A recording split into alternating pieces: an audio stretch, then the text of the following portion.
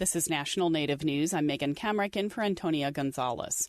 The Navajo Nation and White Mountain Apache tribe continue to brace against a rise in COVID-19 cases across Arizona. Christine Trudeau reports. The Navajo Nation had a brief period of reduced cases earlier this week, including a day with no new deaths from COVID-19. Even as the rest of the state is struggling to contain the pandemic, on Thursday, Arizona Governor Doug Ducey pleaded with residents to stay home in the wake of a surge of COVID-19 cases that threatens to overwhelm the medical system's ability to handle them. Navajo Nation President Jonathan Nez, meanwhile, said the increase in COVID-19 cases remains, in his words, alarming, but he said it could be attributed to what he says is blitz testing. The reservation has had among the highest per capita rates of coronavirus infections in the nation.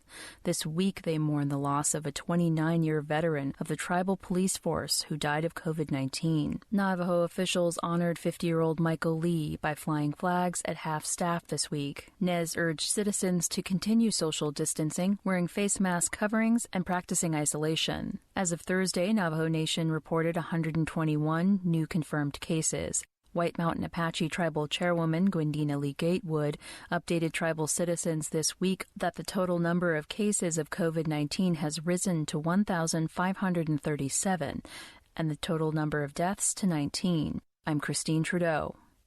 In what may be a first for the municipality of Anchorage, 3 indigenous women will serve on the city's Public Safety Advisory Commission. KNBA's Trip Krause reports on the resolution that passed unopposed Tuesday at a meeting of the Anchorage Municipal Assembly. The 3 appointments include Emily Edenshaw, who is the Executive Director of the Alaskan Native Heritage Center. I'm looking forward to rolling up my sleeves and doing good work for our people. It's an honor to serve my community and to work alongside these 2 incredible Native women by my side. Edenshaw is Yupik and Inupiaq. The other 2 appointments were Charlene Agpik Upuk and Kendra Kloster. Upuk, who is Inupiaq, is the Director of Gender Justice at Native Movement. She's also the Executive Director for Data for Indigenous Justice. Kloster is Tlingit and the Executive Director of Native Peoples Action and Native Peoples Action Community Fund. The Public Safety Advisory Commission examines public safety issues and advises the mayor and assembly. It also provides input from various emergency service organizations to identify problems that may arise. In Anchorage, I'm Trip Krause. Navajo Nation leaders want New Mexico to end efforts to dismiss a landmark education case meant to address educational inequities in the state. President Jonathan Nez and Vice President Myron Leiser released a statement this week opposing a motion to dismiss the Yazzie Martinez lawsuit. Nez says Native students deserve an educational environment that prioritizes their culture and unique needs. A judge ruled in 2018 that New Mexico had denied English language learners, special education, Native American, and low-income students their constitutional right to a sufficient education. These groups make up about 3/4 of the students in New Mexico. The Santa Fe New Mexican reports the state filed a motion in March to dismiss the suit because it claims it has met the requirements of the 2018 decision. The state argues it has earmarked millions of additional dollars for public schools. It also points to policy changes and executive orders to show why the public school system has changed. The New Mexico Center on Law and Poverty, which is representing the Yazzie plaintiffs, argues the state's efforts have been piecemeal.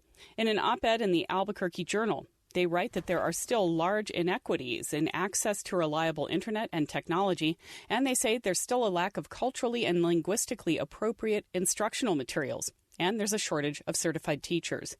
A judge will hear the motion to dismiss on Monday. For National Native News, I'm Megan Kamrick.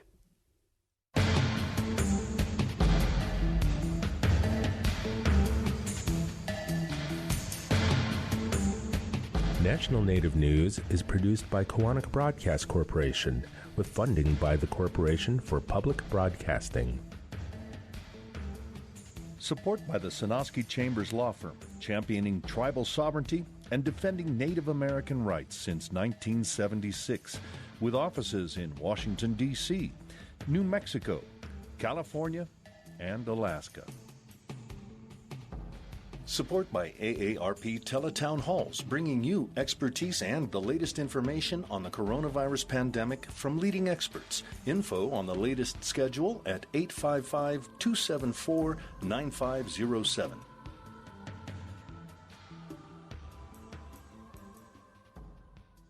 Native Voice One, the Native American Radio Network.